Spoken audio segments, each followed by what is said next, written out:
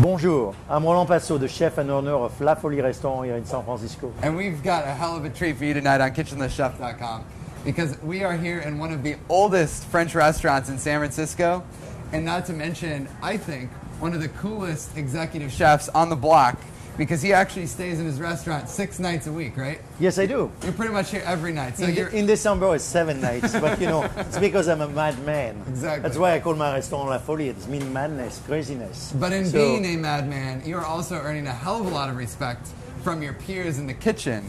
Yes, I think everybody you. knows that I'm working like a madman. I think it's keep us on top too, because we always reinventing ourselves. I have a very young crew who also are participating in a menus idea, in reinventing dishes, like we're going to do today. We're going to do a snail.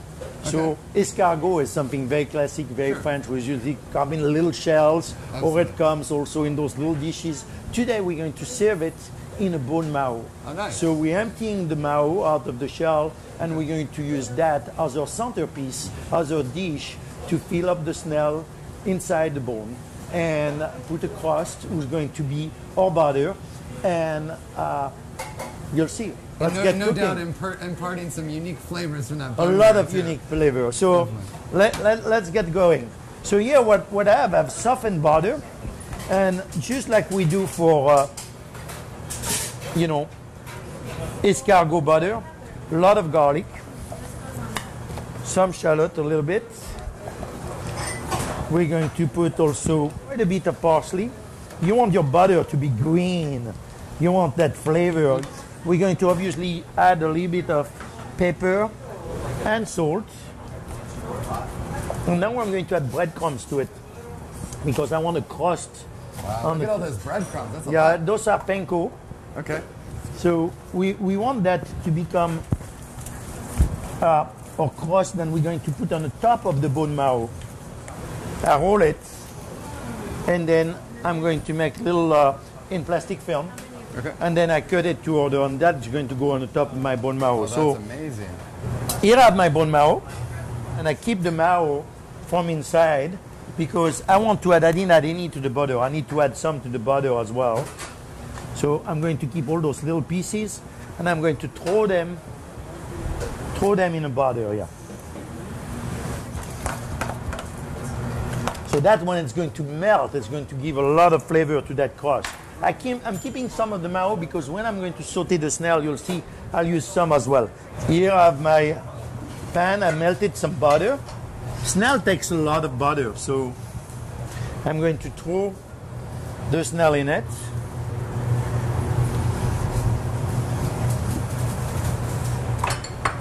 So we want to, at this stage, we're going to saute the snail in the butter, and I'm going to add some shallots to it. I'm going to add garlic, of course, but I want to dice some marrow, because I want also some marrow flavor into the snail as well. You'll see, in a way, it's still a rich dish, but it's a lot lighter because the way it's presented after. So the marrow is going to kind of melt a little bit. I'm going to add some garlic. Really generous with the garlic. You know, snail don't have much flavor otherwise. You know, I mean, when you get them in a can, you drain them. You can blanch them with white wine, bay leaf, thyme, but you really still don't have much flavor. It's pretty much a mussel who doesn't have much flavor. So here it's all those ingredients. A little salt here, you know, and we're going to put also a little bit of fresh ground pepper. And I'm going to add some tomatoes, diced tomatoes. Here now I'm going to add a little bit of thyme, just like this, just in it, to continue braising them a little bit. White wine, of course, some Pernod, not to drink, but to use for the sauce. Give you a nice anise flavor. And when it's reduced, we're going to fill up our marrow. That one here, with snail.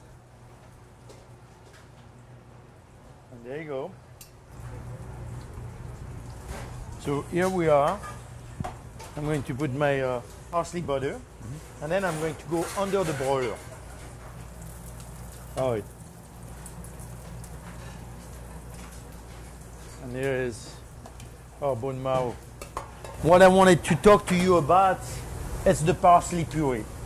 This is the finishing of the dish. So we take parsley, not the stem, just the leaf, and we blanch them in salted water. And we shock them in ice water. Then we make a little bowl and we puree all that, and this is our parsley puree. So parsley puree, nice and green. We're going to use that as our finishing sauce for the snail on the plate. So of course parsley goes very well with snail. So like I say, we're kind of reinventing the dish a little bit here. And here is my parsley puree, and I diluted with a little bit. You can use chicken stock or water. You know, I mean, you want really the flavor of the parsley. And you can add either a little bit of butter to it or just olive oil if you don't want to use butter. There is already plenty of butter. Here, what we're going to do with that, we will foam it in a few minutes. You don't want to heat that up too much because the actions of blanching the parsley is to fix the chlorophyll with, if you want, the blood of the greens into, so if you heat up the parsley, it'll just eventually turn a gray, yellowish colors. So what I'm going to do, I'm going to finish up the dish. We're going to fry some parsley, but I'm going to make the foam. So here what we're going to do, and use the foam.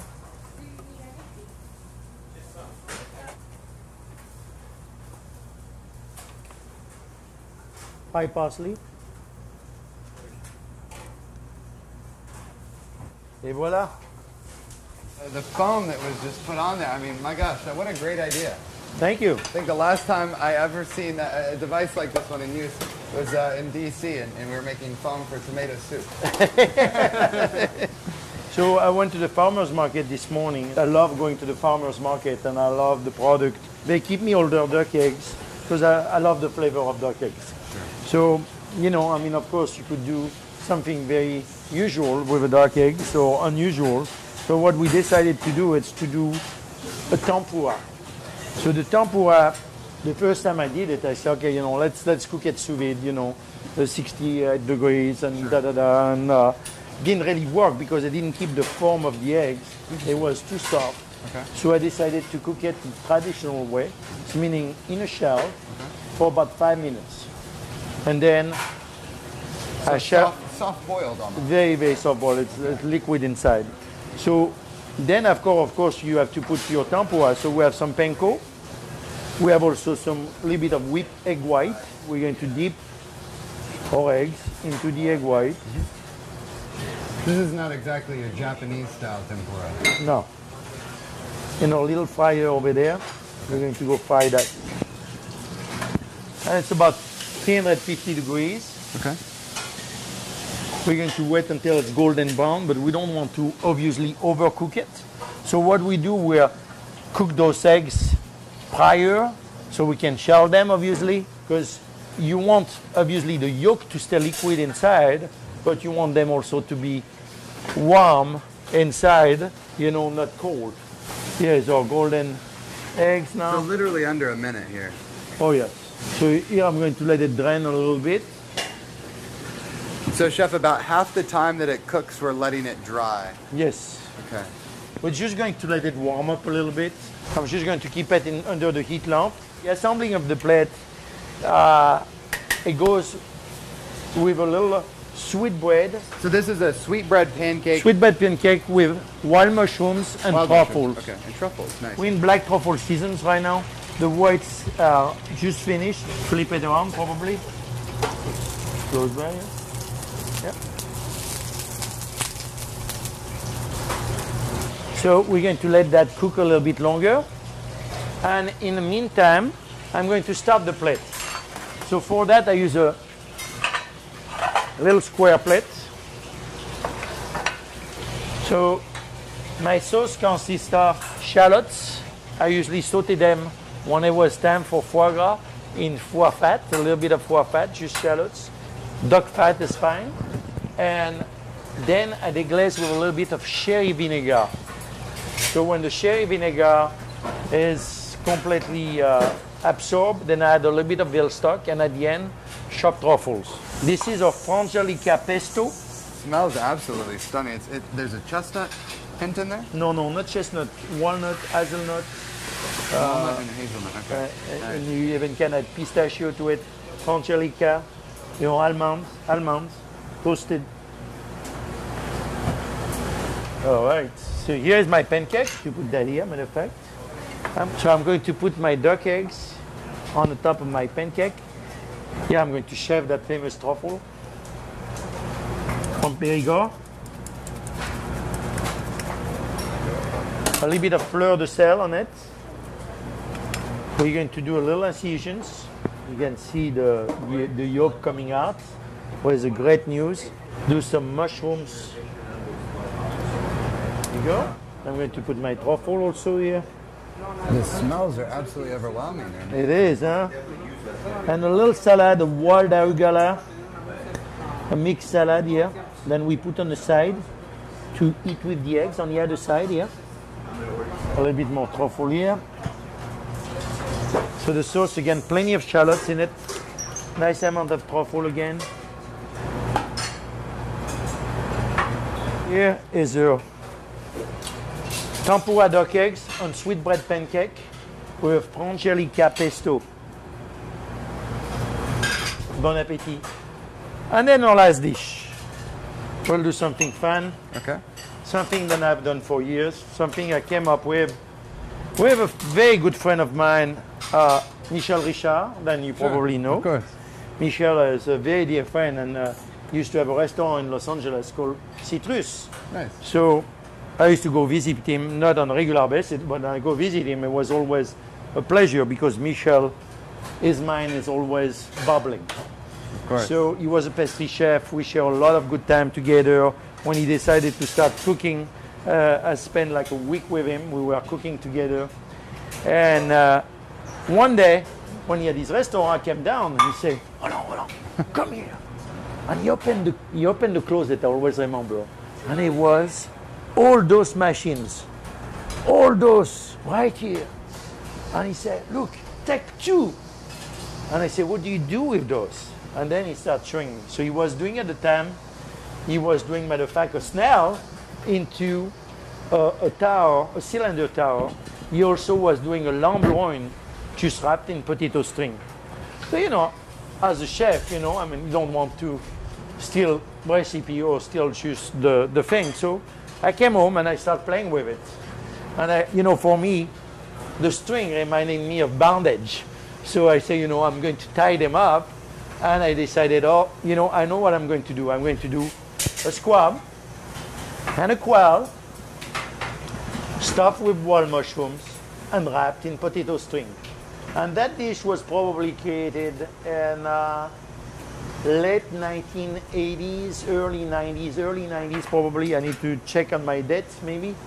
But it was awesome because, I always give the credit to Michel to give me those machines to play with and also show me what he was doing with it because it opened my mind to do some other things. So Michel is a very dear friend. I respect him dearly and I think he's one of the most talented chefs in the United States.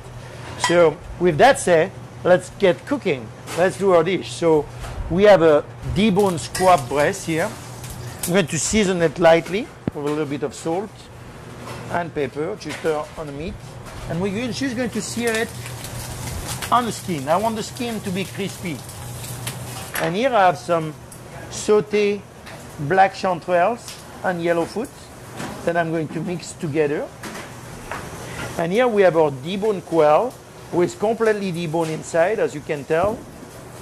No bones. We also took out the little bones from the thigh, and we just keep the upper bones like this, so we can finish our quail. This is what we do.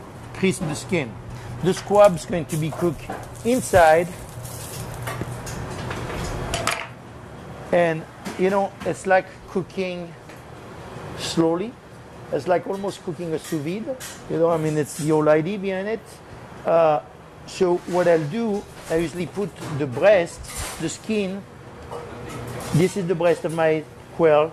This is the breast of my squab. I just go like this. If I need to go that way because I'll tell you why in a minute. So when I'm going to cut them after, so here I have my squab, my quail obviously, and now we're going to stuff. We stuff with mushrooms.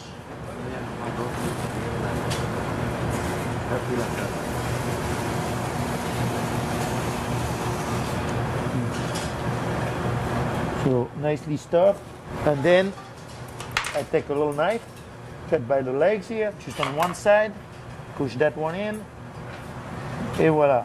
Here is our quail and squab, almost ready to be seared, because same thing than we did with the squab.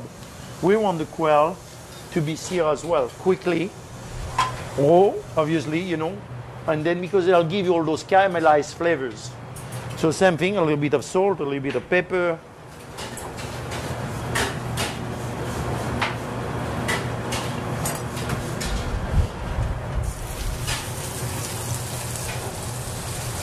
So, Chef, I'm very curious. Have you ever heard of turducken? Oh, yeah. It's like the bird and the bird. And there's the very popular epic mealtime around Thanksgiving on YouTube with all these guys stuffing a bird and a bird and a bird. But I think possibly you were the original guy that I was the original guy. Look how old I am. Look at those guys here. Come on. So you just quickly, rapidly, you know, giving a little searing on each side. And then we're going to put it in the refrigerator and cool it down before we wrap it. So we're not cooking the squab, we're not cooking the quail. At this stage, it's just more for flavors. But we're going to wrap it in potato strings. So we pretty much trim the potatoes like this.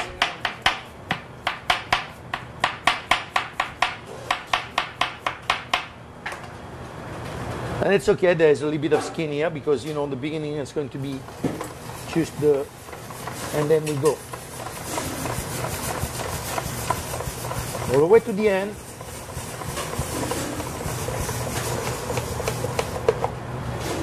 Done.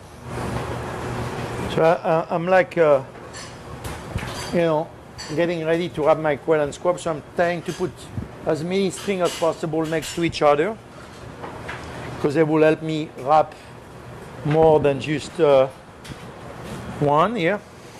And I cut the beginning of it, and that pretty much goes. You want to tidy it up, and you want to go as far as you can. Then you can just tie it up right here so it doesn't move again. And here is our quail and squab in bondage. And now we're going to roast that quail and squab. So what I do, I take a little bit of clarified butter and I start not where the squab is, with that part here. I'm going to start with the breast side.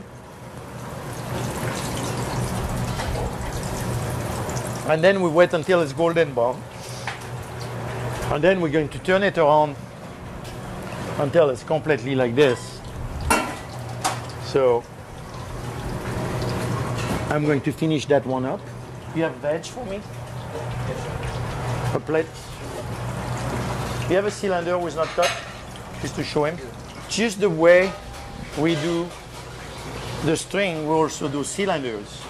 Those cylinders are made into a piece of wood and we wrap the potatoes on. There's a little trick behind that, but I cannot tell you all my secret. You can ask Michel Richard about it. It took me long enough to figure it out because he didn't tell me his secret either. I had to figure it out myself. But what we use with that, we cut the pieces and we make a little quail basket. Again with my little sweetbread pancake that you had earlier here. So you're actually putting a little quail egg basket with that wraparound, and then underneath is the sweetbreads that we had for our dish previously. Yes, previously. And then to this so there's the cylinder. I cut a piece, you see. I mean, and the word bondage does not make it onto the menu. No, it doesn't make it onto the menu. It's just for Valentine. Perfect Valentine's Day meal.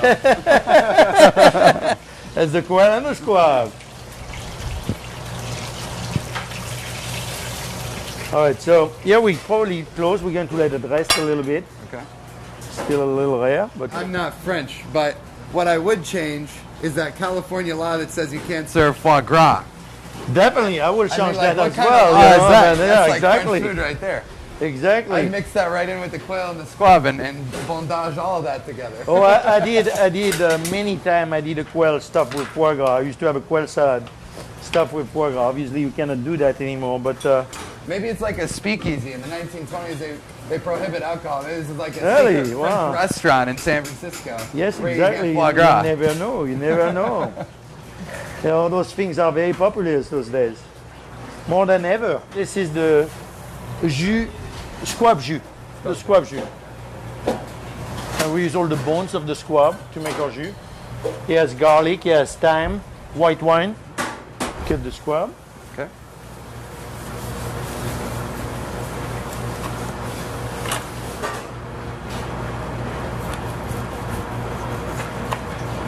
You see the potato, nice crispy on the outside. So I'm curious now that the juices are not coming out onto the dish after cooking. No, I mean, Yeah, you know, it's like a typical fish or something. I did let it rest, you know, I mean, I had that one cooked prior to the other one, so this one did rest a little bit, but it's nice rosé, just like the squab should be.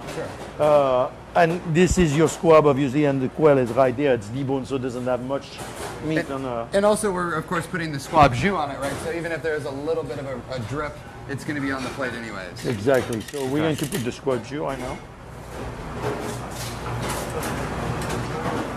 Et voilà, bon appétit. Classic dish from La Folie. That's a signature dish, I should say. Signature dish from La Folie. And now this is just So, who could say no to bondage? who can say no to bondage? Exactly. I don't know, you know. I mean, men or ladies, you know. I mean, they should all say yes to bondage. It's good. The pigeon is the squab. Yeah. La caille is the quail. La caille. And Le quail, pigeon? le pigeon is La caille. masculine in French when you Okay. say le pigeon, and La la pigeon? caille is feminine. So it's a perfect dish for ladies yes. and men. Exactly. Sharing love. Bonded together. I Bonded like that. together forever. Very cool. All right. The trick behind the scenes here. at La Exactly. Folie. Nice, Chef. nice to have you here. I hope Pleasure your to be guests here. will enjoy it, and I hope you're going to enjoy it too now. Definitely. We're going to have you sit down and try that food. Let's chat about it. I'd love to hear Super. some more history too. Super.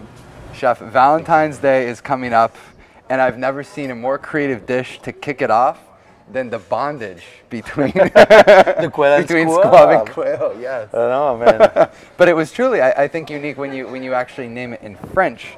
There's a female word and a male word that go together, La right? caille et le pigeon.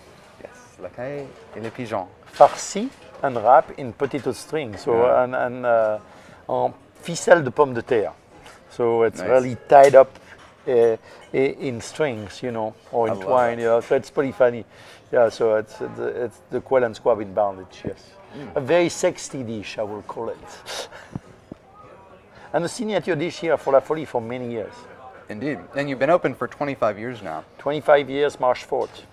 And the other thing that really impresses me, aside from it being your 25th anniversary, which is a very big deal, is certainly the local feel that not only do you get people from all over the world, La Folie was actually recommended to me by a prior U.S. ambassador, but it's the engagement with everyone in the area, and you have so many people from around San Francisco that come back here time and again. Yes, we are. I would almost call it a neighborhood restaurant. Yeah. We also opened just a few years ago the lounge next door. We bring a very young clientele in their 30s, and it's really exciting because our clientele has renewed itself. We have, of course, our clientele from the beginning, but we have a lot of young people who have discovered us and who have become regulars, and they all either from San Francisco or the Bay Area.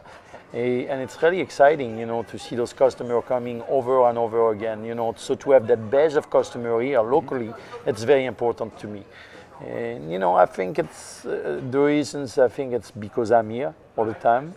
My brother is also here all the time. So, you know, and it's a family affair between me, my wife, my brother, but also the fact that all our team, you know, then it's front and back of the house, you know, then it's the kitchens or the dining rooms. We are, you know, a team. Definitely. We are work really well with each other. There is no ego, you know. Then it's my brother, the sommelier, or Rob, the sommelier. You know, we all just work for the same things to please the guests, to make them happy. Well, and it's certainly the pairings too. I mean, one of the most remarkable wine programs.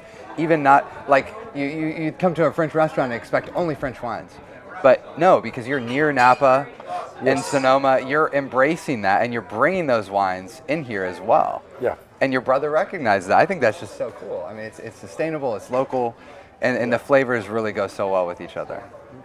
Thank you. So in addition to our bondage dish, okay, we also have we have obviously the escargot in a bone marrow. Yes. A classic dish reinvented. The first time I've ever had one of these little forks to go and dig inside, right? And we have the duck egg, tempura duck eggs on sweetbread pancake. I think you should just cut it in half. And it's just gonna just drip out, right? Yes, oh, look at that! See, oh, look at the egg there. That is what you want, and you want to taste all those flavors together. You know, that dish I put it together. You know, thinking of a little bit like almost the salad lyonnaise. I'm from Lyon, and you know those flavors of having a poached eggs with bacon. Here I use sweetbread. I use also the frangelica pesto. There's frangelica. There's almonds. And the walnuts too, right? The walnuts. So it's just a lot of flavor, and there's of course a little salad with wild arugula, and depending on the seasons and things like this. Sure. Well, it is truffle season. So it is truffle season, so there's plenty of truffle there. Indeed. And with the escargot too, we've got what? The bone marrow here. Yes. And it's surrounded by a foam. Of parsley. Of parsley, yeah. And I've definitely never tasted anything like that. So it's just parsley. So the idea is really to tilt that, you know, and really, you can use your little fork here to so we'll break the bone. Pull it out here, and there comes the escargot.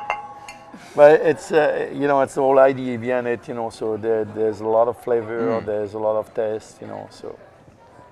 And that's also because of that butter that we made earlier. It was compressed. Yes. And then you set that on top, and then you put it. So the butter melts. There's even more flavor coming through, you know. So it has those memories, those childhood memories for me of the traditional escargots.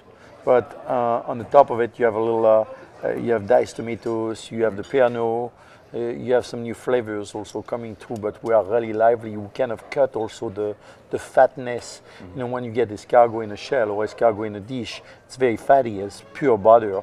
Here, you know, it's kind of bind together with a little bit of the liquid of the white wine and the Pernod and all that. It's not just butter, melted butter. Yeah. Now, what inspired you with this? This is reinventing a dish where, again, was really shared to me in the sense of it's a traditional dish, a traditional French dish, and try to make it a little bit more on the lighter side. It's still very rich, but you know, lighter. You know, it's a parsley foam. There is no cream. There is butter, obviously, in a snail, but otherwise, is to kind of make it more fun and playful. It's called La Folie for a reason. It's madness, craziness. So bring back again some classical dishes and reinvent them. Nice. So we've got juicy bones and bondage here at La Folie. Like the way you think. So next time you're feeling like celebrating Valentine's Day, there's only really one choice. You want to come, matter of fact, on those special days where you can really share with a very close friends, you know, those experiences here, because I think the whole idea is people having fun, having a good time, and when you can put a smile on the face of people when they're eating, and that's what they can talk about the food experience, you have done something very special. Then that's madness with a smile. It's madness with a smile, and it's achieving the result, and we want to give people an happiness, something that they're going to talk about, not just for that night, but for days to come, and share with their friend, and hopefully bring them in, or at least send them our way. And that's how I heard about La Folie. It was from a friend who had a great time here and said, you have to go. So from me to you, I'm telling you the same. You've got to come here, whether it's for love or just to enjoy the food. Come to La Folie in San Francisco, and I'm sure you'll feel the same. Thanks for having me, Roland. Thank you. Thank you very much, and we'll see you again soon. Absolutely. Thank you.